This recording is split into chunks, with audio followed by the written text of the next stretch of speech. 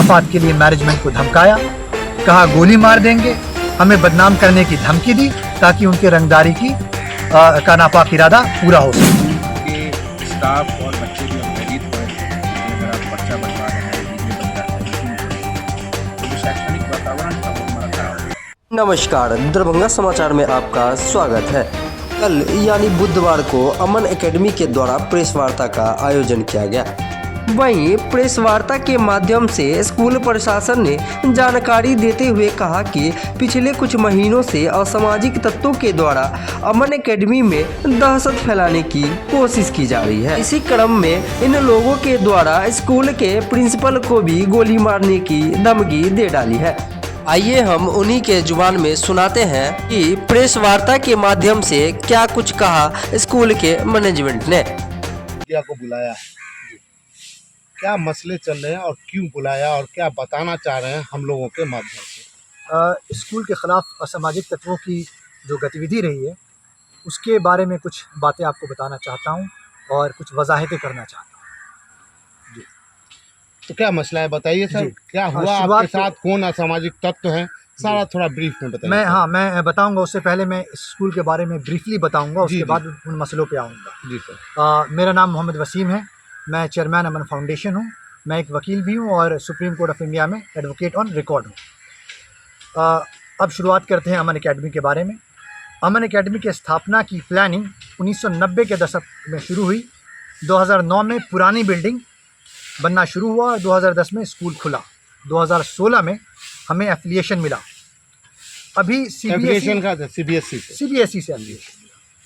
अभी CBSE schools के website पर अवेलेबल पास परसेंटेजेस के डेटा को, अगर इस डिस्ट्रिक्ट के डेटा को देखेंगे तो हमारा स्कूल टॉप 3 स्कूल्स में आता है। हमारा टारगेट है कि अगले 5 सालों में अमन एकेडमी बिहार के सबसे अच्छे स्कूल में शुमार हो। अभी भी हमारी शिक्षा व्यवस्था, हमारे लैब्स, स्पोर्ट्स और एक्स्ट्रा करिकुलर एक्टिविटीज़ की झलक आप स्कूल के फेसबुक पेज अमन एकेडमी और अमन एडमिन पर देख सकते हैं। अमन एकेडमी इलाके के दूसरे प्राइवेट सीबीएसई स्कूल्स की तरह ही एक निजी संस्थान है। ध्यान रहे, एक निजी संस्थान है। सभी सीबीएसई स्कूल सरकार द्वारा निर्धारित कानून और रूल्स के हिसाब से चलते हैं। अमन एकेडमी का भी संचालन हमारे देश के कानून के तहत और उसके दायरे में ही नहीं, बल्कि जो भी चीज़ हमें एथिकल लगता है, नैतिक लगता है, हम उस हिसाब से संचालित करते हैं स्कूल को। हमारी कोशिश होती है कि हमारा फ़ीस आसपास के सीबीएसई स्कूल से 30% कम हो, लेकिन असलियत में अगर आप आसपास के डिस्ट्रिक्ट के स्कूल का, सीबीएसई एफिलिएटेड स्कूल्स का जायज़ा लेंगे तो आप हमारा फ़ीस आधे से भी कम पाएंगे। इसके कंपैरिजन्स के लिए आप खुद ही देख सकते हैं, किसी निजी संस्थान का नाम लेना मेरे लिए सूटेबल नहीं होगा। हमारी निजी कोशिश यह भी रहती है कि टोटल स्ट्रेंथ का 10% का फ़ायदा हमारे समाज के गरीब, यतीम और कसीरुल औलाद मेम्बरान को मिले। ये मफाद हमारी मर्ज़ी से, स्वेच्छा से मिलते आए हैं, मिल रहा है और मिलता रहेगा। वो एक प्रोसेस के तहत होता है और उस प्रोसेस को फॉलो करना हम सबकी ज़िम्मेदारी है। इसमें दमगई करना या उस तरह की कोई भी गैर कानूनी हरकत करना, ये बहुत ही गलत है और इसे बर्दाश्त नहीं किया जाएगा। अब आते हैं कि क्या चीज़ें हो रही हैं। मैं बहुत ज़्यादा नाम नहीं लेना चाहूँगा क्योंकि ये मामला कानून के अधीन है, तो इसलिए मैं बहुत लिमिटेड इसमें बात करूँगा, शब्दों में बात करूँगा। कुछ असामाजिक तत्व इस स्कूल को लेकर अपने बड़बोलापन में बड़े बड़े दावे कर रहे हैं। ये मैं साफ कर दूं कि मैं मोहम्मद वसीम इस स्कूल और ऑर्गेनाइजेशन का वाहिद फाउंडिंग चेयरमैन हूं और मैंने अपने वालिद मोहम्मद अवैस साहब की सरपरस्ती में इस स्कूल की स्थापना की। शुरू में हमारे अंकल मोहम्मद तुफैल साहब ने इसका संचालन किया। 2015 से इस स्कूल को पूरी तरह से मैं ही संचालित करता हूं। पिछले 10 सालों में ये स्कूल नई ऊंचाइयों तक गया है, जिसके गवाह स्कूल से फारिग हज़ारों स्टूडेंट्स हैं। कुछ एनआईटी में हैं, कुछ मेडिकल कॉलेजेस में हैं, दिल्ली यूनिवर्सिटी और दूसरे अजीम इंस्टीट्यूशंस में भी हैं। ना मैंने और ना मेरे वालिद मोहतरम ने, ध्यान रहे, ना मैंने और ना मेरे वालिद मोहतरम ने किसी को लिखित या मौखिक या इशारतन भी कोई फाइनेंशियल मफाद पहुंचाने का वादा किया है या स्कूल या ऑर्गेनाइजेशन में कोई ओहदा देने का वादा किया है। आज तक जो लोग बेबुनियाद अफवाह फैलाकर आवाम को गुमराह कर रहे हैं, उनका स्कूल मैनेजमेंट से शुरू से आज तक कोई लेना देना नहीं रहा है। अलबत्ता अमन एकेडमी ने दूसरे स्कूल्स की तरह भी कंस्ट्रक्शन और दीगर मामलात में लोगों का स्वैच्छिक कोऑपरेशन ज़रूर लिया है। अभी जो सिलसिला हुआ है बदमाशियों का वो 13/3/2024 से शुरू हुआ, जिसमें कुछ असामाजिक तत्व स्कूल कैंपस में आकर ज़ाती मफाद के लिए मैनेजमेंट को धमकाया, कहा गोली मार देंगे, हमें बदनाम करने की धमकी दी ताकि उनके रंगदारी का नापाक इरादा पूरा हो सके। इसके बाद ये असामाजिक तत्व कुछ और लोगों के साथ समाज में गलत अफवाह फैलाकर अवाम को फीस और डिस्काउंट के नाम पे गुमराह कर उनको उपद्रवी बनाने के लिए, डर फैलाने के लिए उनका की कोशिश कर रहे थे, लेकिन उनका नापाक इरादा वो असफल हुआ, क्योंकि अवाम अमन एकेडमी द्वारा दी गई पिछले 14 साल में जो दी गई सेवाएं हैं उससे भली भांति वाकिफ़ थी, और जिस तरह के लोग इस पूरे मुहिम में शामिल थे, इस तरह की बदमाशी में शामिल थे, उनके भी इतिहास से ये गांव और इलाका वाकिफ़ था।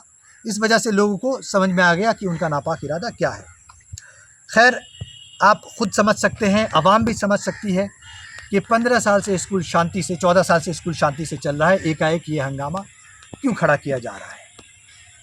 कुछ लोग कहते हैं कि मेरे वालिद मोहतरम भी इस सिलसिले में बात करें तो ये वाज़ेह कर दूं कि अमन एकेडमी के संबंध में कुछ भी अच्छे या बुरे का ज़िम्मेदार मैं हूँ, और पूरी इन्फॉर्मेशन स्कूल के संबंधित वो मेरे पास होती है, या कम से कम मैं मुहैया कर सकता हूँ वो इन्फॉर्मेशन। तो इस सिलसिले में जानकारी मैं ही दूंगा। मेरे वालिद एक रिटायर्ड सिविल सर्वेंट हैं, पूरी ज़िंदगी ईमानदारी से सरकार की सेवा की, और उनका नाम लेकर कुछ लोग अपना नाम बनाना चाह रहे हैं। वो एक बेदाग दामन पे छींटा फेंक कर ज़ाती मफाद पूरा करने के लिए हमें मजबूर करने की कोशिश कर रहे हैं। एक इज़्ज़तदार आदमी को मजबूर करने का ये तरीक़ा कोई नया नहीं है, और जिस तरह से पर्सनल अटैक्स किए गए हैं उससे इन असामाजिक तत्वों का मंशा पूरी तरह से खुलकर सामने आ जाता है। आम लोगों से बस 2-4 बातें कहनी हैं। पहला तो ये कहना है कि जब भी किसी पर इल्ज़ाम लगाए जाए तो आप सबूत ज़रूर मांगें, वरना हम लोग एक दूसरे पर छींटाकशी करते रहेंगे, समाज का माहौल ख़राब होगा और भी पता नहीं न जाने क्या क्या होगा। इसके अलावा हमें अपने कानून व्यवस्था पे भरोसा होना चाहिए। अगर हमें कुछ लगता है समस्या है तो आप कानून व्यवस्था का भी सहारा ले सकते हैं। और आखिरी में मैं बस एक ही चीज़ कहना चाहूँगा लोगों को कि वक्त बहुत कीमती होता है, उसको प्रोडक्टिव कामों में इस्तेमाल करें। हम अपना वक्त भी बर्बाद ना करें, हमारा वक्त भी ना बर्बाद करें। अगर मैं दिल्ली से आता हूँ 4-5 दिन के लिए, 6 दिन के लिए, तो मेरी कोशिश होती है कि क्लास में जाकर पढ़ाऊँ, जो मैंने हासिल किया है ज़िंदगी में वो कुछ स्टूडेंट्स को दे सकूँ, और ना कि मैं आकर के प्रेस कॉन्फ्रेंसेस करूँ या जो बेबुनियाद इल्ज़ाम लगाए जा रहे हैं उसको मुस्तरद करूँ, या कुछ भी इस तरह की जो हरकतें हो रही हैं उससे उलझता रहूँ। इससे मेरा नुकसान होता है, मुझे ख़राब लगता है, और समाज का भी नुकसान होता है। तो बस इतना ही कहना चाहूँगा। Sir, thank you so much. आपने जो कुछ भी अभी रुदात सुनाई, पूरा इतिहास सुना दिया स्कूल का। किसी भी चीज़ को करने के लिए जो असामाजिक तत्व होते हैं उनका एक इंटेंशन होता है। क्यों बदनाम करना चाहते हैं आपके स्कूल? हो सकता है कि एक शोहरत हो सकता है, बाकी रंगदारी तो बहुत बड़ा मकसद है ही। कभी रंगदारी मांगेंगे? पैसा मांगा गया आपसे? मैं बहुत ही डायरेक्टली, चूँकि कानून के अधीन है, बहुत कुछ नहीं बोल पाऊँगा, लेकिन जी हाँ। तो ये जो लोग हैं ये गांव के ही लोग हैं आपके? ज़्यादातर लोग गांव के ही। क्या उसमें आपके रिश्तेदार भी हैं? कोई भी क्लोज रिलेटिव नहीं है या रिश्तेदार तो नहीं है, मेरी जानकारी में नहीं। अच्छा, आपकी जानकारी में नहीं रिश्तेदार। तो इसी तरह अगर जंग का मैदान बना रहा जी अमन एकेडमी, जी। तो इसके अमन का क्या होगा? देखिए, अमन एकेडमी नाम बहुत खूबसूरत नाम है, और ये स्कूल हमेशा अमन से चलता रहा है। और चूँकि पूरा समाज एक साथ हो गया है कि भाई हमारे स्कूल में जब इतनी अच्छी फैसिलिटीज़ है, हमारे गांव में इतनी अच्छी एजुकेशन की फैसिलिटीज़ है, तो उसे बहुत सुचारू रूप से चलना चाहिए। और वो साथ हैं तो फिर ये हमेशा अमन का माहौल बना रहेगा, इसमें मुझे कोई संदेह नहीं। समाज और कानून व्यवस्था पे 200% भरोसा है। जी सर, अपना परिचय। अच्छा, क्या कहेंगे जिस तरह से अमन एकेडमी को लेकर इस तरह की बातें हो रही है? आप तो यहाँ पर हमेशा जी 13 मार्च को भी जो घटना हुई थी उसमें मैं यहाँ पे था, और उसमें जिस तरह से आक्रामक रूप से धमकी दी गई थी कि आप 2 दिन में छोड़ के चले जाइए। आपको धमकी दी? जी बिल्कुल, 2 दिन में आप लोआम छोड़ के चले जाइए, दरभंगा छोड़ के चले जाइए, नहीं तो आपको गोली मार। किसने धमकी दिया था? कुछ असामाजिक तत्व थे। क्या आपने FIR किया इसको? इस पे मैंने कंप्लेंट की थी 14 तारीख को, और उस वक्त हमारी सोच ये थी कि गांव का मामला है, इससे बेहतर हुआ कि हम लोग बैठ के आपस में बात करके सुलझा लें। लेकिन वो मामला वहाँ रुका नहीं, लगातार जो हम पे निराधार आरोप लगते रहे, डिफेमेशन किया जाता रहा, अपमान किया जाता रहा। तो स्कूल के स्टाफ और बच्चे भी अब भयभीत हो रहे थे, क्योंकि अगर आप पर्चा बंटवा रहे हैं, डीजे बज रहा है, मीटिंग हो रही है, तो जो शैक्षणिक वातावरण था वो हमारा ख़राब हो गया। प्रशासन की ओर से किस तरीक़ा की कार्रवाई अब तक हुई है? प्रशासन बहुत ही कोऑपरेटिव रहा है, बहुत ही हमारा हेल्पफुल रहा है। हम लोगों ने जो है FIR जो है वो दर्ज करा दी। समझ नहीं आ रहा था कि इस तरह का दबाव बन क्यों रहा है और अचानक से भी। तो अब हमें समझ में आया कि हम लोगों से कुछ चीज़ें एक्सट्रैक्ट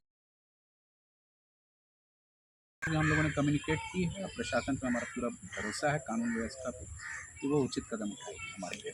सर एक बात कहना चाहूँगा कि आप लगा रहे हैं जिस आवाज़ सामाजिक तत्व पर कि आपको धमकी दी गई, लेकिन आवाम में तो वो जाकर के कह रहे हैं कि मैं फ़ीस के मुद्दों पर बात करने के लिए गया था, या फिर वो बता रहे हैं कि मैं स्कूल में यूनिफॉर्म के इस पर आप क्या कहेंगे? वो जो इस तरह के अफवाह पे, इस पर क्या कहेंगे आप? किस हद तक सच्चाई है इसमें? गोली मारने वाली बात पे जी आप कह रहे हैं कि बहुत सारे गवाह हैं हमारे पास, और 14 तारीख की हमारे पास कंप्लेंट भी है। पुलिस ने हम लोगों को ऑप्शन भी दिया था कि आप इसको FIR में कन्वर्ट कर सकते हैं अगर आप चाहें, लेकिन चूँकि हम लोग एक संस्था चलाते हैं और वो भी एजुकेशनल इंस्टीट्यूट चलाते हैं, हम लोग एक गलत मिसाल लोगों के सामने नहीं पेश करना चाहते, तो उस दिन हम लोगों ने वैसा कदम नहीं उठाया।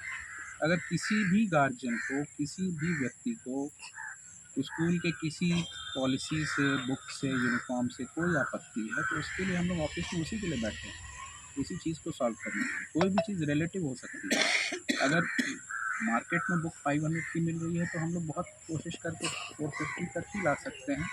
अब कोई बोले कि आप उसको फ्री कर दीजिए, तो वो तो हमारे लिए संभव नहीं है। सर आपको कहा गया गोली मार देंगे, डर नहीं लगता स्कूल आने में? ऐसे अगर डर लोग लगता तो सर मैं यहाँ पे 10 साल से रहता ही। तो आप से ये उम्मीद की जाए जी, कि अमन अकेडमी में अमन बना अभी रहेगा, तक तो डट के खड़े हैं हम सब। मुकाबला कीजिएगा। स्कूल में इस तरह की बातें हुई, इस तरह का माहौल चल रहा है, बच्चों के परिजन से लेकर इस तरह की कोई बातचीत है, बच्चों के परिजन भी डर रहे हैं इससे। डर नहीं है, लेकिन वातावरण तो थोड़ा ख़राब हुआ ही है। जो लोग बोल रहे हैं कि हम समाज के लिए आवाज़ उठा रहे हैं, एक्चुअली जो तत्व हैं, इस तरह के तत्व हैं असामाजिक तत्व, वो समाज को बोल रहे हैं कि हम आपके लिए आवाज़ उठा रहे हैं, लेकिन एक्चुअली में नुकसान किसका हो रहा है? जब बच्चों को दिखेगा कि बाहर में लोग धमकियाँ दे रहे हैं कि स्कूल में ताला लगा देंगे, तो बच्चे भी सोचते हैं कि स्कूल रियली कमज़ोर पड़ रहा है, जबकि ऐसा कुछ है नहीं। अगर रियली में कमज़ोर होते हम लोग गोली चलने